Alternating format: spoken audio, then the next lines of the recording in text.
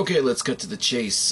This is not the fights on Wednesday night, per se. This is still me talking about fights on Wednesday night, but I'm not going to be talking about SmackDown, and that's for a number of reasons. You've seen, if you've been watching this channel for a long time, I've been very hit or miss with the fights on Wednesday night series, and that's on me. That's on me being busy, doing a lot of overtime, and half the time not really having the motivation to do it, quite honest with you. And I mean, a lot of people don't give a shit about SmackDown, and the main reason I did the fights on Wednesday night was to play off on the incredible irony that we up here in Canada get SmackDown a day before the States, but nobody really cares about SmackDown.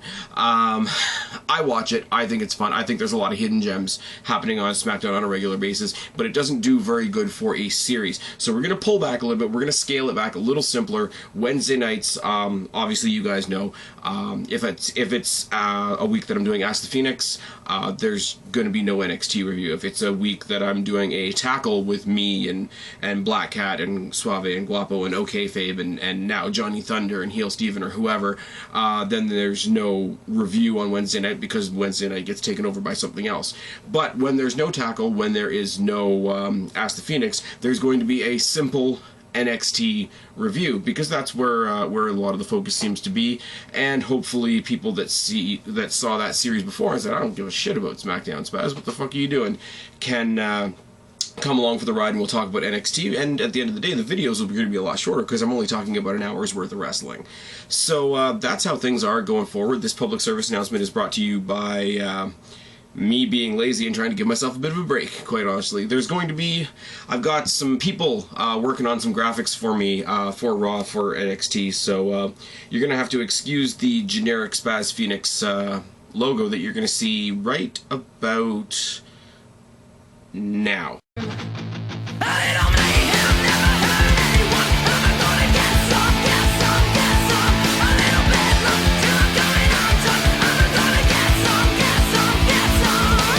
Alright, what's going on, everybody? It's your buddy, it's your pal Spaz Phoenix, the YWC Reality Check, here with your Wednesday night NXT review. Start off the show, no promos, no nothing, no William Regal. I mean, if it was Raw, we'd say, oh my god, it's the Authority. And we start with a match. We start with one of my little guilty pleasures on NXT, which is Eva Marie, or Miss All Red Everything, taking on Carmella. Nice short little match. I love, and this might make me a bad person or delve into my psyche a little bit, I love how much the crowd hates Eva Marie, and I love how much she loves how much they hate her, and it works really, really well. But and Carmella's Carmella, it's just sorry guys, at the end of the day I don't have much to say about Carmella because I don't particularly love her. I like her as in the context of being with Enzo and Cass, but Enzo and Cass weren't there, so that's a moot point. I don't hate her for any reason. I think she's decent in the ring. She's there, and this is about Eva Marie for me. Corner spears by Carmella to start the match. Eva eats turnbuckle. Carmella tosses her out. Kitchen sink and a vertical suplex by Eva. It's Carmella's turn to eat turnbuckle, and why are we beeping already? I'm trying to do a video, let's be real. Faceplant and slaps by Eva. Kitchen sink and a surfboard stretch by Eva. Elbow, head scissor, and a Thez press by Carmella. Corner spear, and then Carmella does a thing. She makes her eat the turnbuckle, but she does the splits, puts her foot up on the turnbuckle, so that when she throws her face first into the turnbuckle, she's throwing her into her own foot. Now, I don't know how hard or how soft wrestling boots are. I don't know if the boot is softer than the turnbuckle, but it's an impressive thing nonetheless. If nothing else, it shows the flexibility of Carmella, and I'm a perv, so that's a thing. There's a pinfall, but Eva kicks out, or so it looks. They do this thing, they play it up that she didn't really kick out, but the referee said she kicked out, so maybe there's, you know, shenanigans going on. But Eva tosses out Carmella, to the point where Carmella, there's a very loud smack when she hits the ground outside the ring, because she's actually hit the metal grating of the rampway that goes back up to the NXT stageway, which is good. And the commentators immediately make a point of saying she didn't just hit the ground, she hit that grate. That grate is hard, it's steel, whatever. The commentators were all over that right away, which I thought was really, really good. Eva wins by countout, and everybody continues to speculate, well, what, the referee made a mistake, did Eva really not kick out? And then they show the replay, and they show the replay from a completely different angle, obviously, and you do see the Diva's foot is in the ropes. Now, I know on a house show or on some other show that she was on, there was a match where she was supposed to kick out and didn't, and the referee knew she was supposed to kick out, so he called it a kick out. Maybe they were playing on that. Maybe it was a little wink and a nod to the fans. I would love to see this turn into a thing where this particular referee, because she did thank that referee in a video package before this video started, or sorry, before this match started. I would love to be a thing where like the referee's like secretly her boyfriend or trying to impress her, kind of like Earl Hebner did with the knockouts in TNA a couple years ago, except that was really creepy because they could be his granddaughters, and it's not the case with this particular referee whose name escapes me at the moment. Cool little match. Like I said, Eva Marie's not the best in the ring, and she knows she's going to be hated for that, especially in an arena like the NXT arena. So she's taking the fact that she's not as good as some of the other girls, she's embracing it, she's embracing the hate that people have for her because of it, and making it work. So while this might get me shot, especially in this particular NXT, you know, everything through the yellow lenses context, I'm starting to like Eva Marie. Hashtag all red everything. Speaking of the Divas division, we get a promo package for Nia Jax. Nia Jax is coming, in case you haven't heard. I guess she was really excited. Maybe she knew I was watching. No, we don't want to say things like that. That's going to get me in trouble, get my video flagged. We replayed the announcement of the Iron Woman match for TakeOver, and it's announced that the next this is...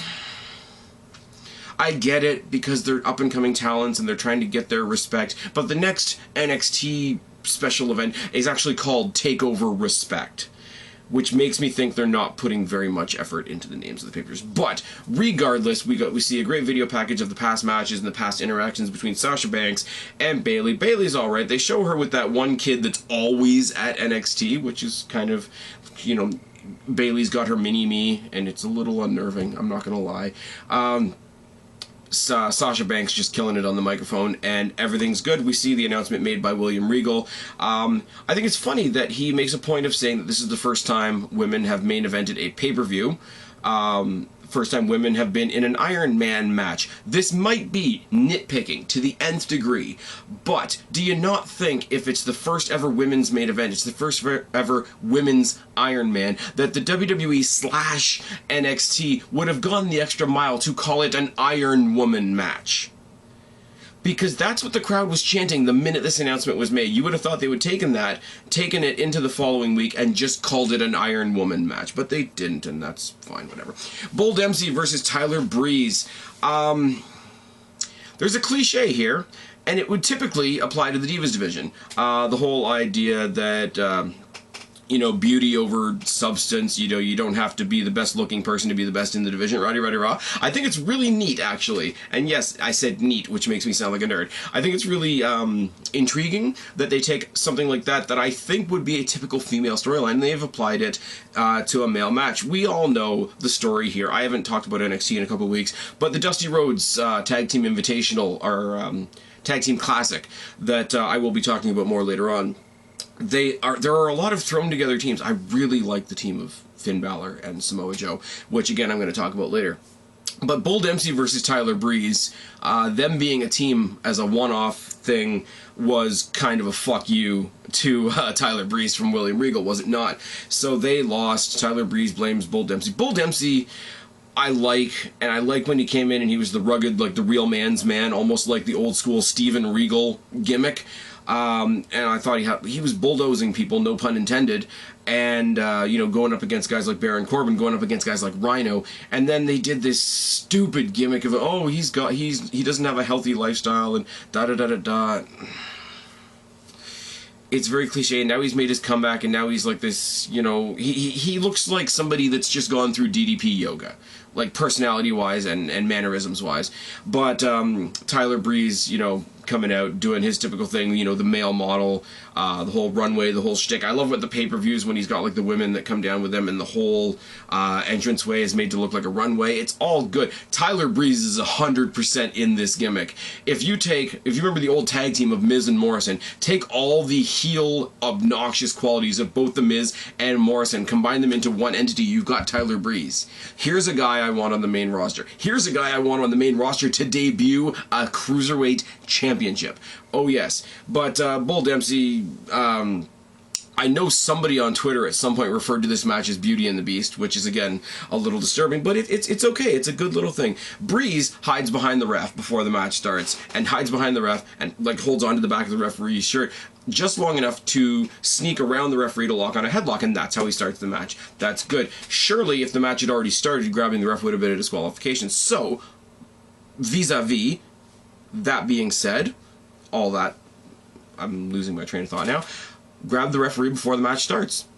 Match can't start, can't get disqualified. I like it. Plus, you know, it's Healy tactics at the best of times.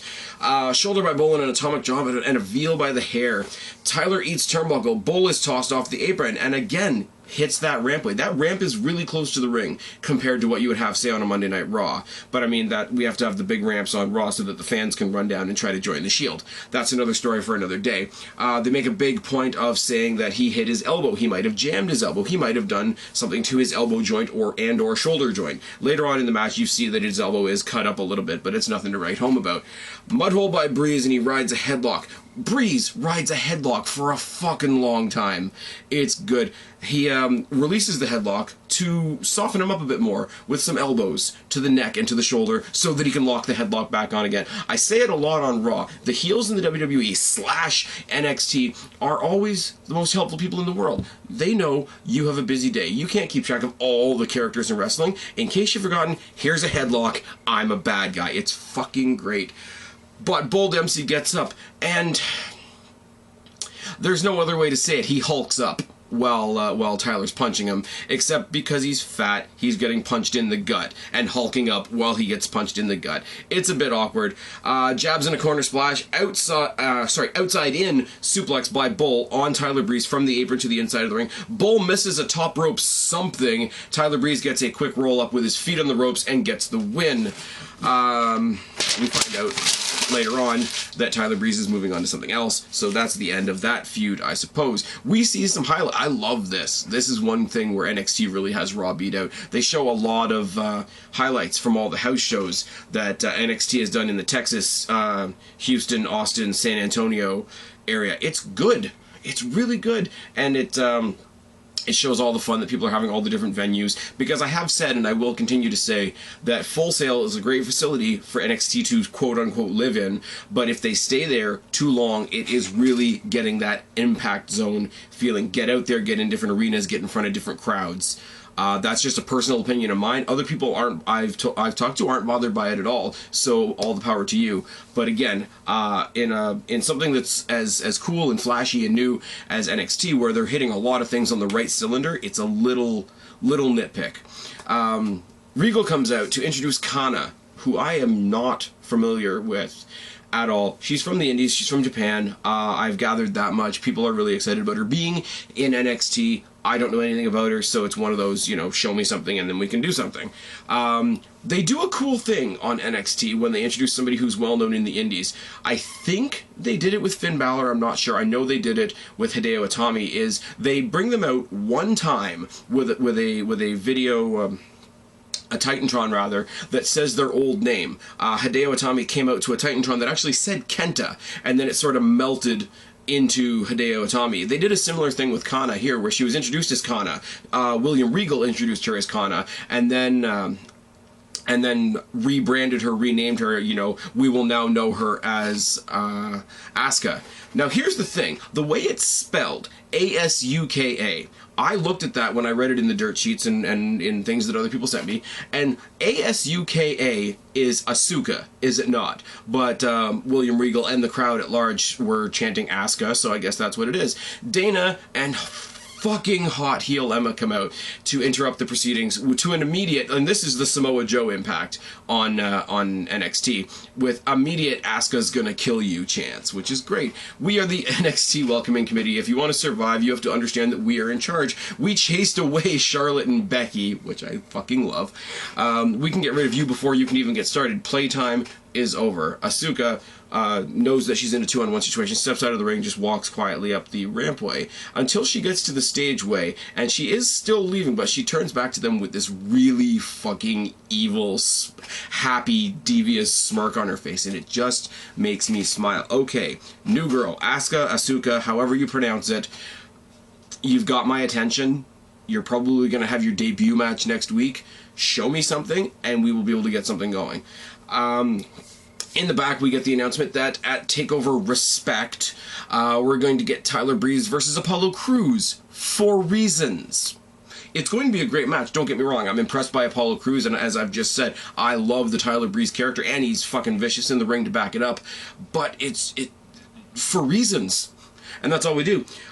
We go to WWE headquarters, and what the hell is his name? Kyle Edwards, who's really Arda Ocal, for anybody that paid attention to Aftermath or Right After Wrestling back in the day from here in Toronto. But he lets us know that at the house shows over the weekend, we had some more matches in the Dusty Classic. Baron Corbin and Rhino defeated Gargano and Ciampa, which, again, it's one of those, it's the same as Kana.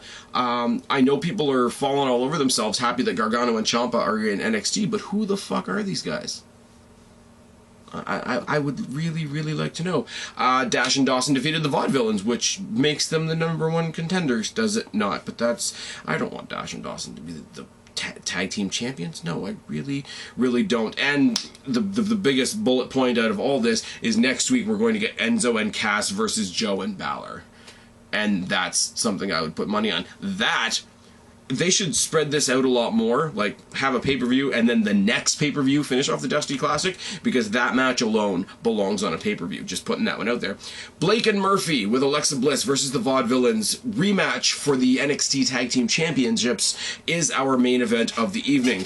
Blake and Murphy not only are dressed like Iron Man, like they were at the pay-per-view, they've also got Alexa Bliss with them, so which means I gotta send out a shout-out to my buddy Guapo, because that is his future ex-wife. We start with Gotch and Blake and a headlock by Gotch and a trip by Alexa, showing us right off the bat why she's there. We get a "We want Blue Pants" chant. Gotch works the arm as Blue Pants acquiesces to our request and brawls with Alexa and gets rid of her. We're down to a 2-on-2 match. Corey Graves on commentary talking about how unfair it is that Blake and Murphy can't have an unfair advantage is fucking wonderful. Elbow by Gotch, boot by English. English rides a headlock and Blake reverses it into a headlock of his own because it says, you can't do it. You're a babyface. I'm a heel. I get to ride the headlock. It's good. Shoulder by Blake and English misses a dropkick. English arm drags both Blake and Murphy. Both Blake and Murphy come towards him as if they're going to do either a double shoulder block or a double tackle or a double spear, whatever type thing they're going to do. Grabs both of their arms, arm drags both of them. Fucking great. And then, as they're getting back up, knocks them back down with a double dropkick because he can. Blake back suplexes English on the apron outside, which, if you've ever seen Taz commentate a match, he will remind you it is the hardest part of the ring. Double mudhole stomps by Blake and Murphy. Murphy chokes on the ropes. Blake rides a headlock. And then Murphy takes over, riding the same headlock. You know, they're a team. They're riding the same headlock. They're driving the same car. All those type of cliches that I'm really not going to pull out because I don't need to get any more cliche than I already am. Discus uppercut by English. Headlocks, knees, punches, kicks. All the good stuff from Gotch off a hot tag. Package back suplex by Gotch. Sets up one of them, either Blake or Murphy. I didn't write it down because I'm a strange person. For the Whirling Dervish, and the Vaudevillains win and retain their tag team championships. We get promos from Enzo and Cass and Joe and Finn Balor about their match coming up next week. I didn't write them down because these guys cutting promos is what it is, and it's great, and it sets us up for next week nicely. If that is not the main event, I will be surprised as fuck.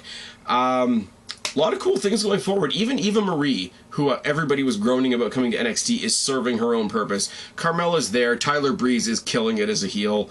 Tag teams all over the damn place. I really like that they're incorporating the house shows into something as important as this tournament, because we all know the typical mentality of a house show. You can go to a house show and it's fun and it's fine, whatever, but nothing of substance is going to happen. No titles are going to change hands, etc., etc., etc. But the biggest thing, or the most significant thing going on in NXT right now, is that Dusty Rhodes Tag Team Invitational Classic tournament that they have going on. And I like that they're using the house shows to perpetuate that, to move it forward, to keep it moving, to make those house shows feel special, to make those house shows feel like something you need to be at, not just tune into the WWE Network every Wednesday. I think it's a great, like I say, NXT is running on all cylinders. This is great. It's less than 20 minutes for me to do this review, guys. How's that?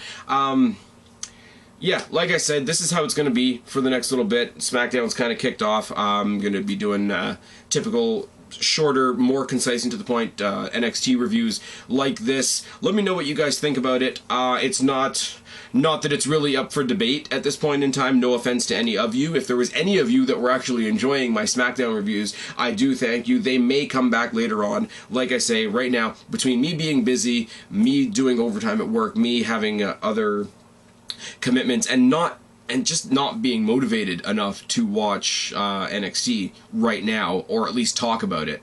I should say talk about it, because I do watch SmackDown. I do. I'm not motivated to talk about it as much, even though there is good shit. Because I don't think anybody wants to hear it. And that's the honest to God truth. And that is a big, it's not the reason, but it is one of the reasons why I've made this change on the show. Everything else is going to stay the way it is. As I say, Ask the Phoenix is going to stay how it is.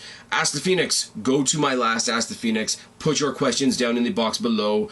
Next Wednesday. It got bumped by 1 week, so I could start doing this and get this off and running at a good pace. Next Wednesday is Ask the Phoenix. Go back to the last one. Put your questions down in the comment section below if you want to be part of that. Tackle will go on as it goes on.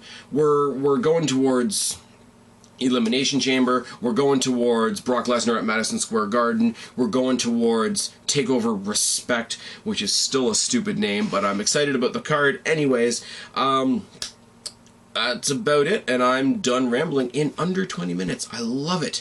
I've been Spaz, your YWC Reality Check. Subscribe up there, talk down there, start a conversation, keep all these conversations going. Don't be a stranger. I'll talk to each and every last one of you later, but for right now, I'm tagging out. Bye, guys.